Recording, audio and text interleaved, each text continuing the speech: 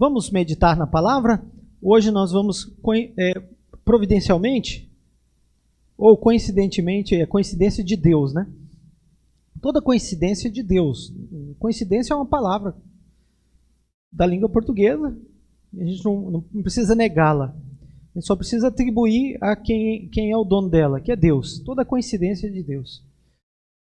Ou providência. Então nós vamos ler hoje providencialmente Mateus 8, versos 5 ao 13.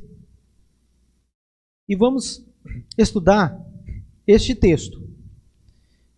Nós falamos aqui, a última vez que eu falei aqui, falei sobre a última orientação de Jesus do Sermão do Monte. Na última orientação do Senhor Jesus no Sermão do Monte, Sermão da Montanha, ou da planície, como alguns chamam, não importa, ele faz uma aplicação.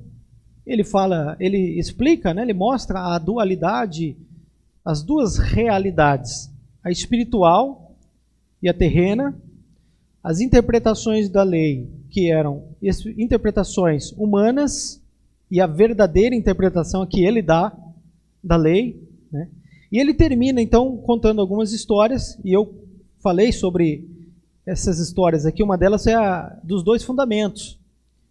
Aquele que edifica a sua casa na areia e aquele que edifica na rocha.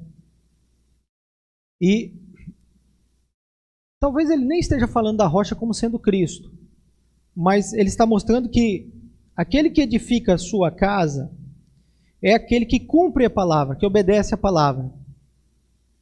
Em contraste com aquele que edifica a sua casa na areia. Esse não cumpre a palavra de Cristo, obviamente. E ele então termina esse sermão da montanha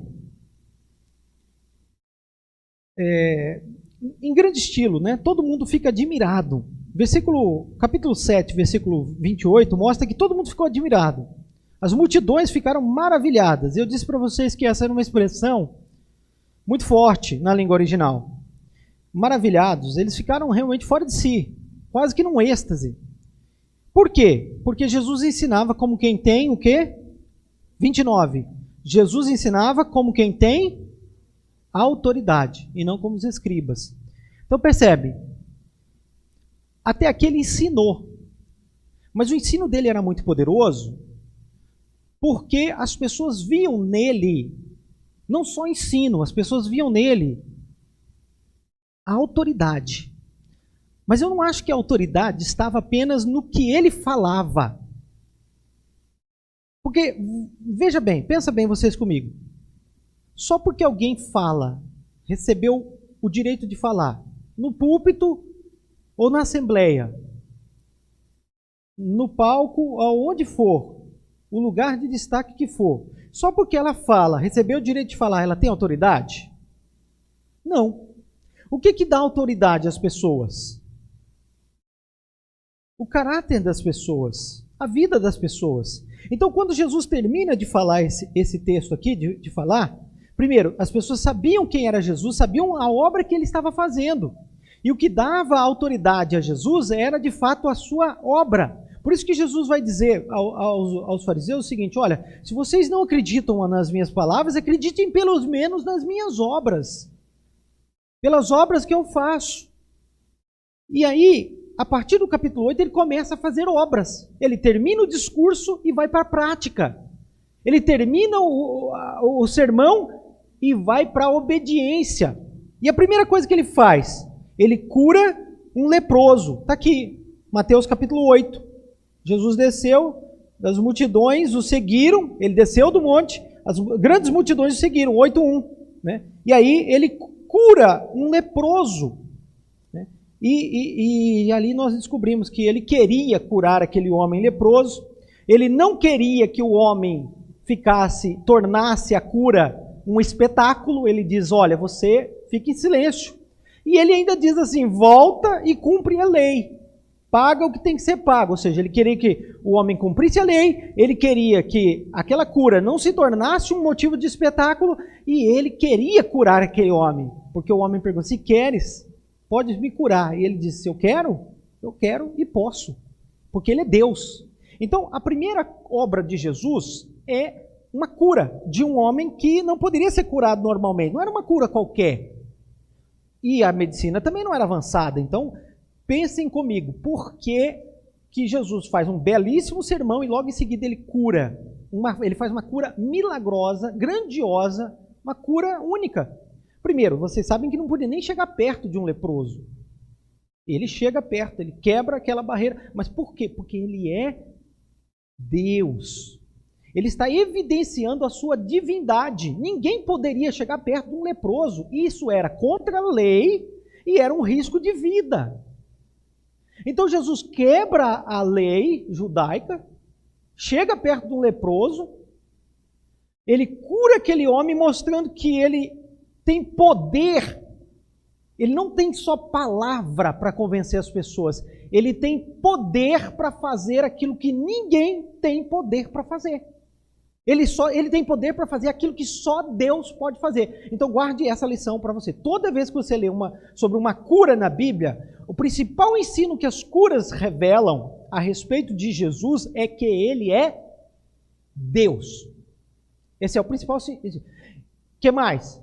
Que ele é Deus capaz de intervir nas questões humanas, temporais, terrenas, mais difíceis que nenhum homem pode fazer, que ninguém pode fazer, que nenhum santo pode fazer, que nenhum ídolo pode fazer. Então, toda vez que Jesus curava, ele evidenciava a obra de Deus e mostrava que ele era divino. E as multidões se maravilhavam, não somente do ensino, mas também da sua obra.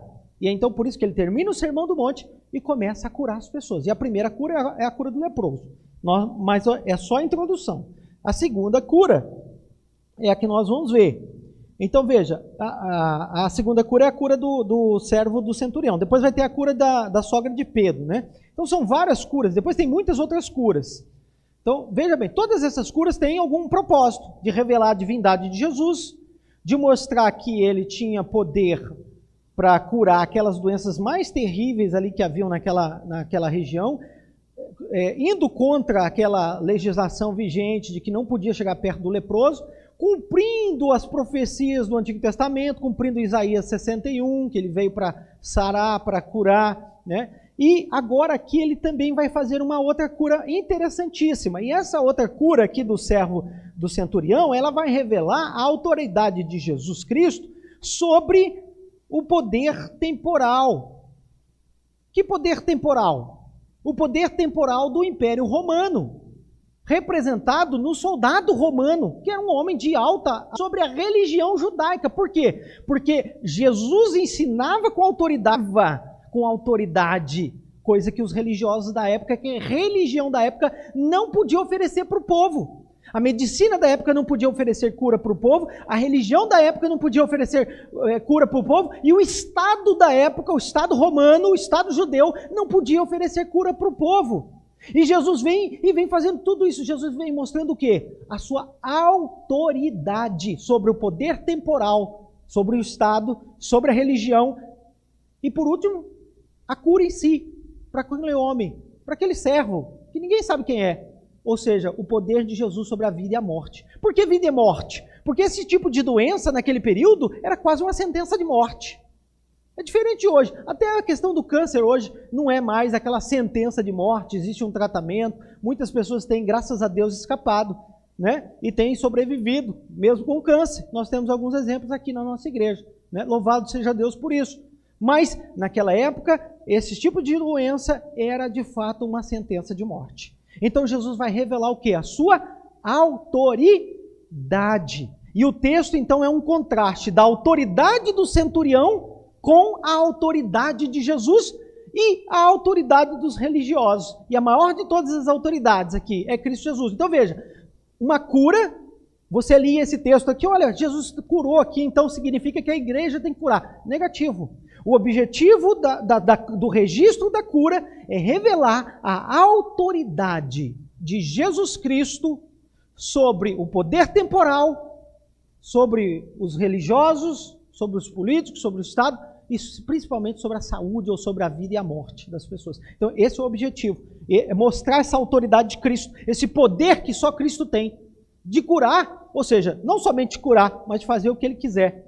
E aí ele vai fazer o quê? Ele vai inserir os gentios na fé com esse texto aqui. Ele vai mostrar que através desse texto ele está mexendo no poder religioso e dizendo, a partir de agora, um soldado romano pode fazer parte da igreja do Senhor Jesus.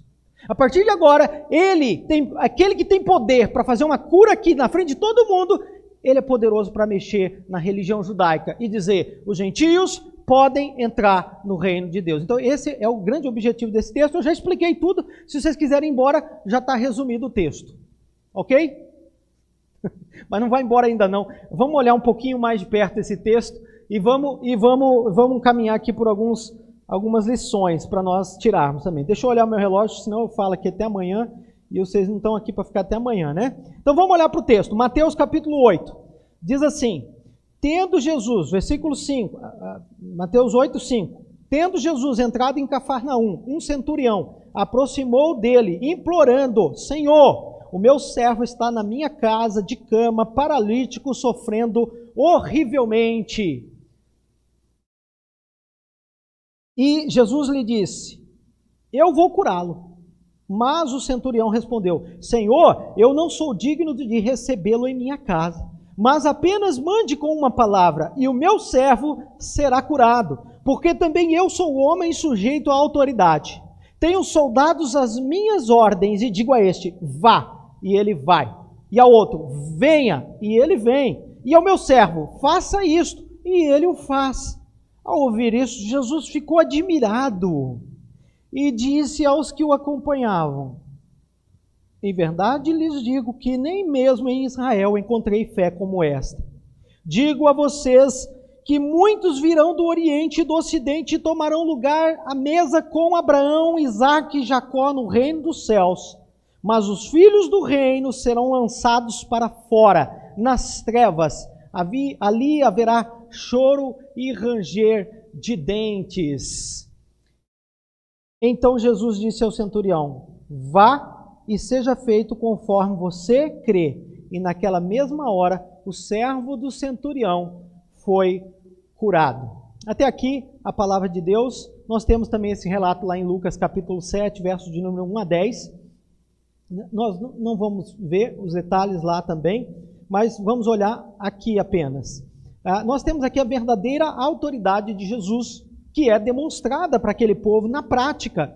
Essa autoridade, ela não vem através do grito, ela não vem através do título de mestre, ou de pastor, ou de rabino, não. Não vem através da ordenação, não vem através da posse, não vem através da contratação por um concurso, não vem através da nomeação, não vem através da eleição, ela vem do céu. Toda a autoridade me foi dada nos céus e na terra, né? Ele disse isso. Ele recebeu toda a autoridade. Então ele vai evidenciar essa autoridade aqui que ele tem sobre o poder temporal, sobre o mundo, e em contraste com a autoridade do centurião, que é um homem que tem autoridade. Quem é o centurião? O centurião era um comandante de uma centúria, era um oficial romano, era mais do que um sargento, muito mais, era um comandante, comandava entre 100 e 60 homens, e esse homem era responsável pela ordem social de Israel, ou da região onde ele trabalhava. Ele também era responsável pela cobrança de impostos. Então preste bem atenção, não era fácil cobrar impostos, não era uma atividade muito simples, exigia soldados ali implantados para aquela tarefa. Ele também era responsável por cumprir ordens judiciais. O Senado romano dava uma ordem judicial, este homem cumpria, era como se fosse a Polícia Federal do Brasil. E além das ordens judiciais, ele também cumpria as ordens administrativas. Então percebe, ele não é um soldado raso, não é um soldado comum, não é apenas um soldado, um pau-mandado, alguma coisa nesse sentido. Ele é um homem que de fato detinha autoridade, e ele vai falar isso nesse texto, ele vai dizer que ele tem autoridade, né? E ele vai mostrar qual é o grau de autoridade dele. A autoridade dele é uma autoridade delegada pelo imperador, pelo César, pelo romano, é um oficial. E esse oficial romano ouviu falar de Jesus, ouviu falar das curas de Jesus. E ele entrou em Cafarnaum. Cafarnaum, vocês sabem, é a cidade onde Jesus morava, né?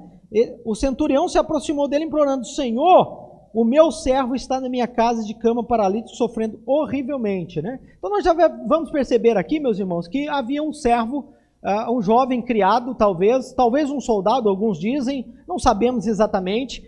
Os teólogos também especulam a respeito da doença dele, não sabemos como é, dizem que era uma doença grave, mas não importa, dizem que era grave, aquelas paralisias, alguma coisa dessa natureza. Bom, enfim, seja qual for a doença dele, este homem está preocupado com um servo. É muito, muito bonito isso, porque isso vai revelar o caráter de Cristo já neste homem, as virtudes do reino já dentro dele, né? Coisa que muita gente não tinha, né? Então, quais são essas virtudes do reino que nós vemos na atitude do centurião? Qual é a atitude do reino que a gente vê? O que você vê no caráter deste homem ao se preocupar com o seu servo, né? Será que o patrão faz o que quando o empregado está doente? Né? O Estado faz o que quando o empregado está doente? Né? Quando você está doente para o seu patrão lá fora, ele vai substituir você, é isso que vai acontecer. Mas para aquele homem, aquele servo era importante, era alguém especial, era um jovem importante. E ele se preocupa, ele demonstra o que, gente? O que ele demonstra? O que mais? Cuidado, amor, cuidado, empatia, sentimento com o outro, né? É isso que ele demonstra com aquele jovem, né? E essas são as virtudes, um homem altamente humanitário, um homem cheio de autoridade, cheio de poder, cheio de compromisso, mas ele estava preocupado com uma pessoa. Pessoas são mais importantes do que compromisso, pessoas são importantes, pessoas revelam o amor pelas pessoas, a dedicação pelas pessoas revelam o nosso amor por Deus também, né? Revelam quem nós somos, né? Dentro do reino de Deus, né? Então esse homem humanitário, ele se aproxima de Jesus. Agora, só tem um texto lá em Lucas que eu queria que vocês fossem comigo, Lucas 7,3, porque esse detalhe é importante, é o texto correlato. Lucas 7,3 nos descreve um detalhe importante. Vamos olhar que vocês vão entender comigo aqui. Acrescenta beleza ao texto e ao caráter deste homem. Lucas 7,3 diz assim: quando o centurião ouviu falar a respeito de Jesus, enviou-lhe alguns anciãos dos judeus. Olha só, quem é que ele enviou? Anciãos. Ele tinha autoridade sobre os líderes religiosos dos judeus também. Por quê? Porque ele era um homem importante em Israel. Ele envia anciãos judeus. Para quê? Pedindo-lhe que viesse curar o seu servo. Olha o 4. Estes, aproximando-se de Jesus, lhe pediram com insistência. Olha, os judeus que não se davam com os romanos, não gostavam dos romanos lá dentro de Israel, né, tinham um aborrecimento de ter os romanos lá dentro. Mas este homem era diferente. Por que esse homem era diferente para os judeus religiosos? O texto vai dizer: olha, ele merece a sua ajuda. Por que ele merece ajuda? Não tem gente que parece que merece mesmo as coisas? Tem gente que a gente fala, essa pessoa merece.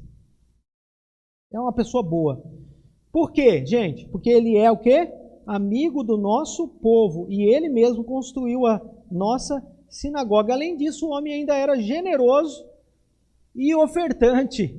E ajudava ali, né? Tinha um bom testemunho de todo mundo. E por conta desse bom testemunho que ele tinha dos religiosos, dos judeus, por conta dessa humildade que ele tinha, por conta deste amor, dessa empatia, né? Então, ele vai ser usado por Deus aqui para mostrar para nós as virtudes do reino, as virtudes de um verdadeiro gentio chamado para ser povo de Deus, as virtudes de Cristo. Na verdade, guarde essas virtudes que vocês estão vendo nele, porque elas são as mesmas virtudes que Jesus demonstra no próprio texto e no próprio contexto. As virtudes dos soldados são as mesmas virtudes de Jesus. Então os soldados revelam o caráter do servo de Deus, daquele que habita no reino de Deus. Então não era um soldado, não era um homem beligerante de guerra, não era um homem de gritos, né? Soldados gostam de gritar, aqueles sargentões gostam de gritar, né? E aí fica lições também para nós, né? Mais vale, Eclesiastes fala sobre isso, que mais vale as palavras faladas em silêncio do que os gritos dos que governam entre os tolos. A autoridade não se conquista pelo grito, a autoridade não se conquista pelos títulos, não se conquista academicamente, a autoridade se conquista no caráter, a autoridade se conquista no testemunho que nós damos de Cristo Jesus. Se nós de fato temos as virtudes do reino de Deus, é assim que a gente conquista a autoridade, é assim que o servo de Deus tem autoridade, não é de outra forma, é assim que Cristo tem autoridade e por isso Cristo falava com autoridade e não como os fariseus. E por isso que este homem também tem autoridade, não só porque o Estado romano deu a ele autoridade, mas porque ele era um bom homem, era um homem piedoso, um homem, como nós já vimos, com todas essas virtudes. Faltou a gente falar da humildade dele porque está nos versos seguintes, né? Vamos lá, continuar olhando, vamos voltar para Mateus capítulo 8. O centurião respondeu, Senhor, verso 8. Mateus 8. O centurião respondeu, Senhor, não sou digno de recebê-lo na minha casa, mas apenas mande com uma palavra e o meu servo será curado, porque também eu sou um homem sujeito à autoridade. Olha aqui o tema central, eu sou um homem sujeito à autoridade, tenho soldados às minhas ordens. Lembra do tema central? Por que Jesus tinha autoridade? Porque ele obedecia à palavra de Deus. Por que os fariseus não tinham autoridade? Porque eles não obedeciam às ordens. O soldado tinha autoridade, os outros soldados obedeciam às suas ordens. E agora esse soldado que tem autoridade, que tem gente debaixo da sua autoridade, diz assim, eu não sou digno de receber o Senhor, o Mestre, na minha casa. Primeiro porque ele sabia, porque ele era gentil, então os gentios não podiam se encontrar com os judeus. E ele tinha consciência disso, ele não queria chocar ninguém. Ele não queria afrontar a religião judaica. E segundo, porque ele também sabia que era Jesus, ele já tinha ouvido falar que era Jesus, a grandeza de Jesus, a glória de Jesus, ele tinha ouvido provavelmente das coisas que Jesus fazia ali em Cafarnaum, em toda a região. Então ele se aproxima de Jesus com humildade. Que exemplo para nós, né? Num mundo onde as pessoas se aproximam de Jesus determinando, mandando, achando que Jesus é seu servo, Jesus tem que fazer o que ele quer, tem que curar, tem que abençoar. Não, ele diz, eu vou usar o princípio da autoridade. Se eu, que sou um soldado, que tenho uma autoridade terrena, uma autoridade passageira, uma autoridade dada pelo Estado, né? Eu dou ordem e as coisas acontecem, as coisas se realizam, os meus subordinados me obedecem. Se eu, que sou terreno, pequeno, falo e acontece, imagine esse homem que está na minha frente aqui, Jesus. Então ele usa, e esse é o objetivo de todas as curas da Bíblia, é mostrar como a cura menor simboliza a cura maior. A cura do corpo físico, de Jesus curando o corpo físico, simboliza a cura espiritual que Jesus pode dar a toda a humanidade, que é a salvação, que é a vida eterna. Porque na verdade, meus irmãos, o que é a vida eterna? É o passar por cima dessa doença que nos mata neste mundo. É o passar por cima disso e acordarmos na eternidade. Então, a cura terrena simboliza algo maior. A autoridade terrena que o soldado romano, que o Estado romano tinha sobre os judeus, simbolizava uma autoridade maior, a autoridade suprema, a autoridade de Deus. E este homem entende isso de uma maneira muito clara, muito bonita, né? E ele expressa isso de uma maneira muito bonita para nós, para nos ensinar, para nos ajudar a mostrar como Jesus tem o poder temporal, ou seja, o poder daqui de baixo, mas tem o poder celestial, o poder espiritual de todas as coisas. Sim, ele reconheceu a soberania de Deus. Perfeito, exatamente, né? Então, esse homem vai dizer, eu não sou digno, né? Mas eu acredito na tua palavra de ordem. E aí agora nós temos essa fé que este homem tem na palavra poderosa de Jesus. Nessa palavra de ordem de Jesus, né? Igual ele tinha também uma palavra de ordem, mas terrena, né? Então, Jesus vai dizer para ele, ó, eu vou curá-lo, mas ele vai dizer, não, né, eu não sou digno. E aí Jesus, ao ouvir isso, versículo de número 10, ao ouvir isso, Jesus ficou admirado. Mais uma vez, admiração, né? Olha que interessante, né? A palavra que vai se repetir novamente, admiração, extasiado, né? Veja, as multidões ficaram admiradas, extasiadas. Porque Jesus falava como autoridade, mas Jesus ficou admirado, extasiado, quando um crente, um verdadeiro crente, demonstra a verdadeira autoridade a quem pertence, reconhece a verdadeira autoridade a quem pertence. Então Jesus, ele fica admirado. Será que Jesus quer ficar admirado da nossa atitude, da nossa fé, da nossa crença, da nossa capacidade de responder e de obedecer? Eu acho que a gente pode fazer essa aplicação. Eu creio que Jesus quer se admirar de nós também, da nossa fé. Mas, às vezes, nós somos como os discípulos, né? Que Jesus repete muito. Em Mateus capítulo 6, por exemplo, ele vai dizer: homens de pequena fé, homens de pequena fé. É a reza de Jesus. Homens de pequena fé, diga.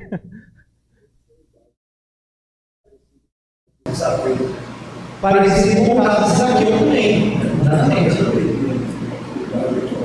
Exatamente. O cobrador de Jesus ficou admirado também a maneira como ele se comportou. O interesse, a busca, né, profunda que ele tem,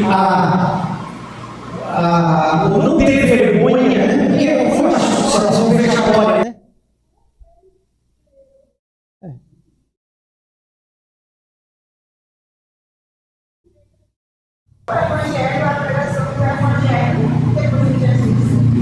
Perfeito, perfeito. Exatamente, a fé vem pelo ouvir, e esses homens ouviram isso. Se aproximaram de Jesus, romperam as barreiras, as dificuldades, os preconceitos. Um homem romano não podia estar lá no meio do judaísmo, né? E ele então vai ser esse protótipo, né? E aí o Senhor Jesus vai dizer isso. Olha o que o Senhor Jesus vai dizer no verso 10 ainda, né? Em verdade vos digo que nem mesmo em Israel encontrei uma fé como esta, né? Ele vai exaltar essa fé, essa postura diante de Deus, diante de Cristo, né? Que o homem tinha, que o soldado tinha. Vai mostrar que essa autoridade do reino de Cristo aqui, ela vai ser... Qual é o objetivo aqui nesses versos 11 e 12, né? Olha só, digo-vos a vocês que muitos virão do Oriente e do Ocidente, tomarão lugares à mesa com Abraão, com Isaac e Jacó no reino dos céus. Mas os filhos do reino serão lançados para fora, nas trevas ali haverá choro e ranger de dentes. Então, qual é o ensino principal aqui? É que a autoridade do reino de Cristo, ela vai ser espalhada para todos os povos. Ao fazer essa comparação aqui, ó, tá vendo esse soldado romano? Nem em Israel eu não achei fé como essa. O que Jesus está dizendo nas entrelinhas? O senhor ia dizendo? Qualquer pessoa de qualquer lugar do mundo, crendo em Jesus Cristo, vai tomar um lugar à mesa com Abraão, Isaac e Jacó. Veja, Abraão, Isaac e Jacó. Jesus diz que Deus não é Deus de mortos e sim de vivos, porque Deus é Deus de Abraão, Isaac e Jacó. Então, para Deus, para Jesus, Abraão, Isaac e Jacó estão na eternidade, na sua glória. Nesse novo estado de condições, e aí eu não sei dizer se é lá, quando nós formos, ou só após a segunda vinda, nesse novo céu e na nova terra, eu não sei dizer, eu não sei precisar, mas o fato é que na nova condição, na nova vida, haverá uma mesa. Mas não é uma mesa qualquer, é uma mesa real. É a mesa do rei. E nessa mesa do rei tem um grande banquete, uma grande festa. Nós já vimos várias parábolas que falam sobre isso, né?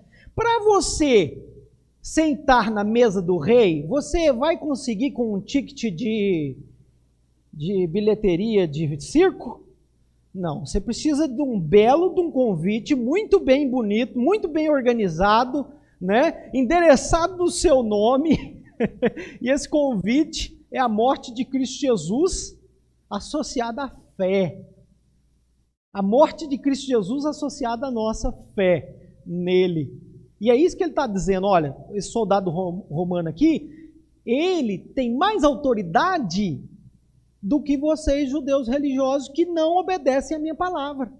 E muita gente igual a eles virão do Oriente e do Ocidente e tomarão lugares à mesa com Abraão, Isaac e Jacó. Ou seja, quem é filho de Abraão, Isaac e Jacó? São os judeus que estão aqui me ouvindo? Ou são os gentios que vocês desprezam tanto? O filho é o filho da fé. Esse soldado romano, esse soldado, né, um modo até simples, né, esse oficial romano é de fato alguém de se invejar do ponto de vista humano, né? É alguém que tem de fato uma fé firme, uma fé grandiosa, a maior fé que ele viu em Israel. Gente, não era uma fé comum, né? Para Jesus dizer, ó, essa aqui é a maior fé que eu vi aqui, olhando para todo mundo aqui, a maior fé que eu vi foi a dele? Já pensou se Jesus pudesse falar isso de mim, né? De você? Eu sei que nós estamos, né? Nós precisamos melhorar, né, na nossa fé, nossa capacidade de crer. E aí envolve não somente o crer que Jesus é Deus, mas aqui ele não está só crendo que Jesus é Deus. Ele crê que Jesus é Deus, ele crê que Jesus é poderoso para curar, ele crê que Jesus tem autoridade, ele crê que a palavra de Jesus é poderosa, ele não precisa de um intermediário, ele não precisa de uma água santa, de uma água benta, de um óleo ungido, não. Basta que o Senhor mande com uma sua palavra, uma única palavra, e o meu servo será curado. Não precisava de nada, nenhum intermediário, né? Nenhum. Eles precisavam apenas de fé. Então hoje nós temos uma igreja que gosta de amuletos, gosta de intermediários, né? A igreja, estou falando de igreja genérica, né? De modo geral, né? A igreja, não estou falando da gente aqui, da nossa igreja somente. Né? Talvez tenha até um ou outro assim que pensa dessa forma também, né? Eu espero que não tenha, mas talvez tenha. Então, nós precisamos ser uma igreja com uma fé vibrante, genuína, verdadeira, capaz de crer na palavra de Deus, no poder da palavra de Deus, na autoridade da palavra de Deus, autoridade temporal, autoridade espiritual, autoridade sobre o Império Romano, sobre os governos deste mundo, sobre os políticos. Vamos aplicar agora? Sobre o governo Lula, sobre o governo que já passou, sobre o governo que virá, se é que virá, sobre os governos do mundo. Ou a gente vai ficar nervoso, estressado por causa de governo. Jesus é autoridade sobre os governos. Jesus é autoridade sobre quem mais? Sobre os religiosos, sobre a religiosidade. Olha o que Jesus está fazendo na religiosidade dos judeus. Está dizendo, olha, os gentios vão fazer parte e terão um lugar especial. Vocês não acreditam que os gentios podem fazer parte? Não existe um lugar especial no templo para os gentios. Os judeus faziam do pátio dos gentios uma pocilga, um lugar, um criador de animais. Não valorizavam a adoração dos judeus, dos gentios lá dentro de Israel. Mas Jesus está dizendo, esquece essa velha religião. Na nova religião, no novo cristianismo, os gentios tomarão lugar à mesa, terão um lugar especial, terão autoridade. Só senta na mesa com Abraão, Isaac e Jacó quem tem autoridade espiritual, autoridade do alto. E essa autoridade vem pela fé em Cristo Jesus, né? E ele então deixa muito bem clara essa lição da autoridade espiritual. E para concluir, para a gente caminhar aqui para o fim, nós vamos ver a autoridade sobre a saúde mesmo, né? Sobre a vida e sobre a morte. Por que eu digo sobre vida e morte e saúde? Porque, como eu já disse, a questão dessas doenças eram mortais e Jesus está mostrando o seu poder divino de trazer cura, trazer vida, trazer salvação. É isso que ele está mostrando. Sobre as autoridades terrenas, sobre as autoridades espirituais. Então Jesus vai dizer, olha, vamos olhar com atenção. Vá e seja feito conforme você crê. O que o Senhor Jesus está mostrando para o céu? Veja bem, o centurião não está ali. Ali estão os mensageiros do centurião, do soldado. Ali estão os discípulos que estão ouvindo e acompanhando aquelas curas. Ali estão a curiosidade, as massas, talvez um ou outro espia religioso, sempre tinha, sempre acompanhava Jesus. O centurião está lá, né? Então veja bem, aí ele chega, aí ele recebe aquela palavra, ele diz, vá e seja feito conforme a tua fé. O que o Senhor Jesus está fazendo? Está transferindo a sua autoridade. O Senhor Jesus está mostrando que a igreja do Senhor Jesus, a nova igreja, vai receber autoridade. E aí ele vai falar disso em outros momentos, em outros lugares, dizendo que nós devemos orar, que a oração da fé pode muito, a súplica do justo pode muito. Diz aos apóstolos, ele começa dando essa autoridade aos apóstolos, né? No final do livro de Marcos, que alguns dizem que não faz parte, mas faz, né? E em vários outros textos. Por exemplo, Mateus capítulo 16, quando ele diz que a chave do reino foi dada a ele, mas ele dá à igreja, ele dá aos apóstolos e a toda a igreja. E por último, o último momento que ele dá autoridade à sua igreja é ali quando ele vai ser assunto ao céu, levado ao céu, em Mateus capítulo 28, quando ele diz, toda autoridade me foi dada nos céus e na terra, então eu vou dar a vocês e vou mandar vocês, ide por todo mundo e pregai o evangelho a toda criatura, batizando-os, ensinando-os a guardar todas as coisas que vos tenho ordenado, e eis que estou convosco todos os dias até a consumação do século. Por que a igreja recebe essa autoridade? Porque ele está com a igreja. Não é uma autoridade que fica solta. Não é uma autoridade para a gente fazer o que a gente quer, do jeito que a gente quer.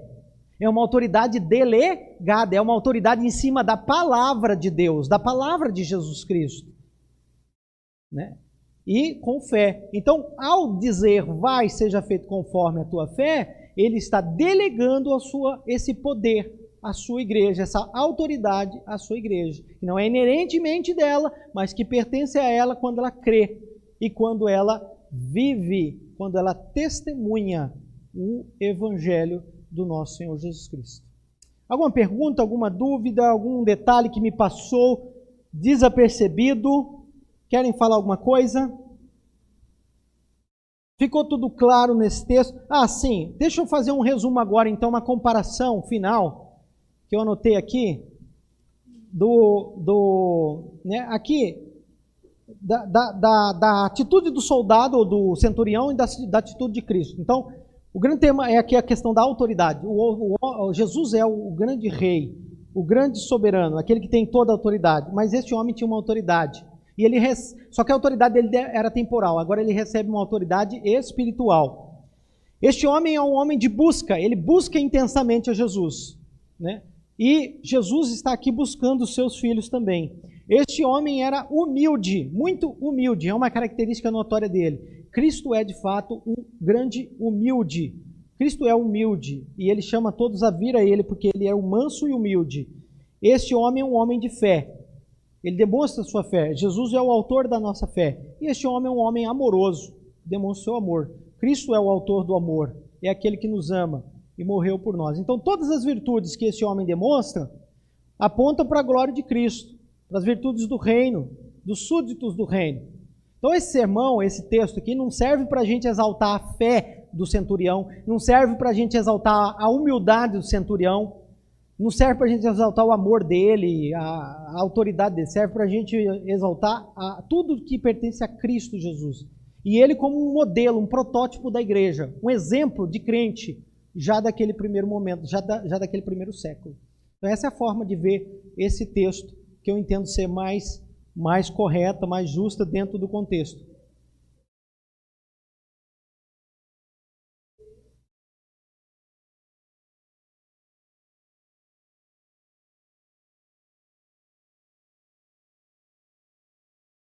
Exato, essas virtudes que o homem demonstrou são virtudes que Cristo quer que a sua igreja tenha, e entre outras, né? E a maior delas é a fé, sem dúvida nenhuma. Exatamente. Essa autoridade foi dada à igreja, foi distribuída à igreja. Verdade. Alguma outra pergunta, colocação?